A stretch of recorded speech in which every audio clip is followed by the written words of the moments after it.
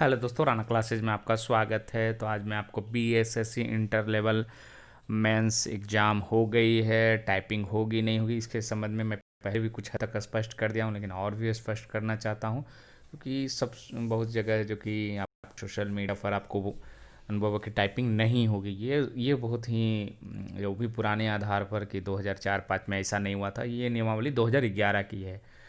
तो एक तो निश्चित है कि आपकी टाइपिंग निश्चित रूप से होगी। क्यों होगी? आपके विज्ञापन में ही लिखा हुआ है। तो आप यहाँ देख सकते हैं इसको, यहाँ श्रेणी बी, क्योंकि टाइपिंग वाली जो श्रेणी ए में तो फिजिकल है उसकी दिया हुआ है। श्रेणी बी में देखिए, बी के पदों पर नियुक्ति के लिए लिखित परीक्षा आयोजित की तथा जिन पदों के लिए व्यवहारिक परीक्षा निर्धारित है उन पदों के लिए लिखित परीक्षा के अतिरिक्त अलग से नियमानुसार व्यवहारिक परीक्षा भी आयोजित की जाएगी। अब आप ये कह सकते हैं कि व्यवहारिक परीक्षा का मतलब ये थोड़े होता है कि टाइपिंग होती है। तो आपको मैं एक और उदाहरण कोशिश करता हूँ उठाने का। यहाँ पर आप देख सकते हैं व्यवहारिक परीक्षा का मतलब। तो विज्ञापन संख्या ये पिछला 18/11/20 का ही बीएसएससी के द्वारा पद आशु लिपि के व्यवहारिक जांच परीक्षा हेतु योग्य पाए गए 1665 5 अभ्यर्थी को सूचित किया जाता। मतलब ये जो आपकी परीक्षा हो रही है हिंदी शुद्धि लेखन या हिंदी टंकन, ये क्या है? व्यवहारिक परीक्षा है। और व्यवहारिक परीक्षा जांच परीक्षा अब दिनांक 25/11 को होगी, ये दिया हुआ है। और व्यवहारिक परीक्षा के अंतर्गत ही आता है टंकन की परीक्षा। किस पर लिया जाएगा? कंप्यूटर पर लिया जाएगा। ये भी कंफर्म है कि आपको टाइपिंग पर नहीं लिया जाता है, पहले लिया जाता था, अब कंप्यूटर पर लिया है। अगर हिंदी होगी तो कुर्ती देव 10 फॉन्ट पर है जो कि होगी। इंग्लिश का भी इसमें चर्चा नहीं है, सिर्फ हिंदी वालों के लिए था।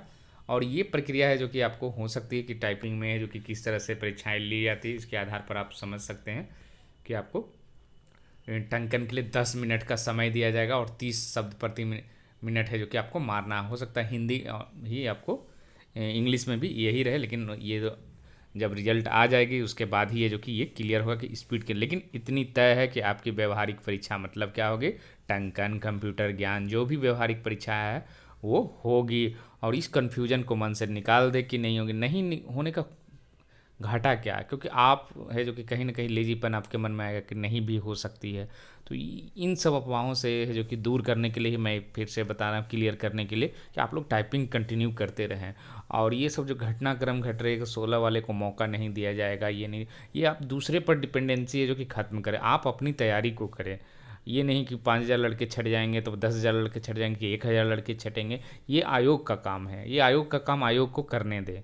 और आपका काम है कि अगर आपके मार्क्सेज हैं जो कि 95 हैं, 100 हैं, 110 भी हैं, तो आप जो कि पूरा श्योर ना हो, क्योंकि ओवर मतलब कॉन्फिडेंस भी बेकार होता है। तो आप टाइपिंग को करते रहें। और कहीं भी आपको हो सकता है बीच बीच में अफवाह मिले कि टाइपिंग नहीं होगी, तो ये अफवाह में क्या होगा? आपकी कहीं ना कहीं टाइपिंग जो आपने पकड़ा है कोचिंग इंस्टीट्यूट में या घर में ही प्रैक्टिस कर रहे हैं तो उस पर है जो कि निश्चित। तो ये मान लें आपके विज्ञापन में लिखा हुआ है कि आपकी टाइपिंग परीक्षा है जो कि व्यवहारिक परीक्षा का मतलब क्या हो गया? टाइपिंग, आशुलिपिक, एमएस ऑफिस का ज्ञान, ये आपकी जो है व्यवहारिक परीक्षा आपकी होगी। इसमें कोई कन्फ्यूजन, स्पीड का मान कर चले। एक मान ले कि हिंदी का 30 है तो अंग्रेजी का भी कम से कम 30 जरूर रहेगा।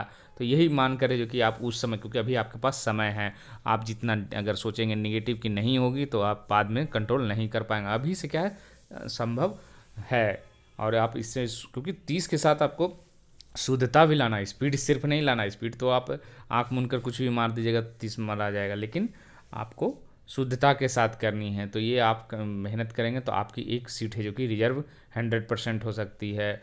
और 95-90 वाले को तो खासकर ज़्यादा आवश्यकता है टाइपिंग की। तो आप लोग है जो कि मन लगाकर टाइपिंग, अभी 3 महीना है। और अगर आपके घर में कंप्यूटर या लैपटॉप है तो उस पर भी है जो कि प्रैक्टिस करें। और अगर आपको लगता है कि नहीं कम से कम एक सीट है जो कि रिजर्व हो और एक जगह है जो कि नौकरी लगे, तो आप लोग करते रहें। उसके बाद आप पढ़ते रहें। ऐसा नहीं है कि आप अन्य परीक्षाओं का एग्ज़ाम छोड़ दें। मान लीजिए एनटीपीसी का किन्हीं का है तो किन्हीं का जो कि दरोगा प्री का एग्ज़ाम है।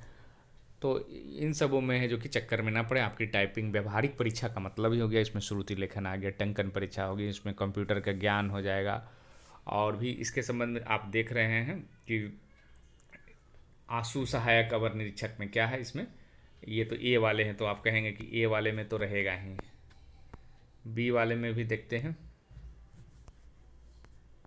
आंसू टंकक में आप देख रहे हैं यहाँ पर दे दिया है आपको तकनीकी योग्यता में सिर्फ इंटर तक। जहाँ न्यूनतम है वहाँ तो होना ही। और तकनीकी में भी होना वांछित में होगा कि जो लोग करेंगे उनको प्राथमिकता दिया जाएगा, लेकिन जो लोग को नहीं है उनका भी सिलेक्शन होगा, लेकिन तकनीकी और न्यूनतम है वहाँ तो आपको होगा ही। अब आशु लिपिक आप यहाँ भी देख रहे हैं, इंटर है, आशु लेखन है, टंकन एवं कंप्यूटर दक्षता है। तो आप कहेंगे कि अब ये वैकेंसी का तो कहीं नहीं लिखा हुआ है स्पीड में, तो फिर इसकी कैसे लेगी व्यवहारिक, और इसी को व्यवहारिक परीक्षा कहा है। तो इसका मतलब क्लियर है कि आपकी टाइपिंग परीक्षा हर हाल में होगी और स्पीड की चर्चा बाद में की जाएगी। आप देख रहे हैं यहाँ भी इंटर, कहीं कहीं इंटर है, और उसके बाद है जो कि आपको कहीं कहीं तकनीकी योग्यता में है कंप्यूटर संचालन एवं कंप्यूटर टंकन, और कहीं कहीं सिर्फ ज्ञान लिखा हुआ है, कहीं ज्ञान नहीं है। तो आपकी परीक्षा है जो कि निश्चित रूप से होगी। आप मेंटली तैयार रहें, आप जितनी तैयार रहेंगे उतने हैं जो कि आपके रिजल्ट होने के, जितने आप निगेटिव माइंडेड की नहीं टाइपिंग नहीं भी होगी, ऐसे ही ज्वाइन करा दिया जाएगा, तो ये सब है जो कि आप बाहों में ना पड़े।